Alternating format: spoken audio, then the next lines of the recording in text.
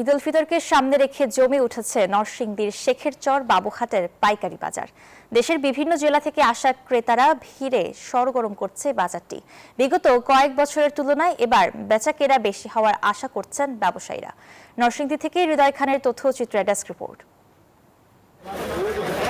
রমজান শুরু হতেই দেশের বিভিন্ন প্রান্ত থেকে পাইকারি ক্রেতাদের ভিড়ে জমে উঠেছে নরসিংদীর শেখেরচর বাবুরহাট কাপড়ের বাজার। Sari, lungi, three piece, shirt piece, pant piece, পাঞ্জাবির কাপড় ও থান কাপড় সহ দেশীয় তৈরি নানা ধরনের কাপড় বিক্রি হচ্ছে এখানে।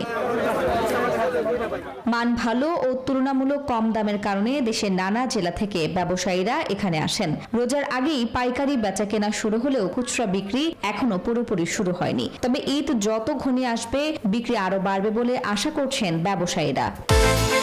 বিকাশ পেমেন্টে 10,000 টাকার বেশি অফার। শপিং চলছে তো। বাবুরহাট হচ্ছে বাংলাদেশের সর্ববৃহৎ হাট।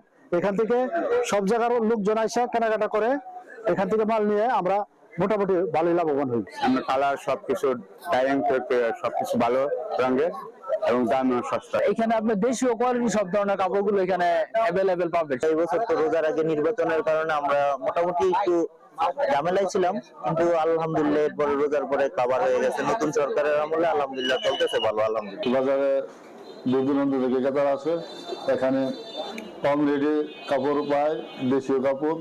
এবছর ঈদে প্রায় 5,000 কোটি টাকার লেনদেন হবে ধারণা করছেন ব্যবসায়ী নেতারা।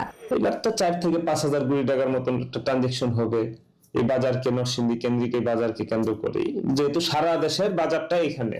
প্রাচ্যের ম্যানচেস্টার খ্যাত শেখেরচর বাবুরহাটে দেশীয় কাপড়ের পাইকারি দোকানের সংখ্যা প্রায় 5,500। সপ্তাহে বৃহস্পতি, শুক্র ও শনিবার 3 দিন বেচাকেনা হয় এই বাজারটিতে। Desk report, news 24।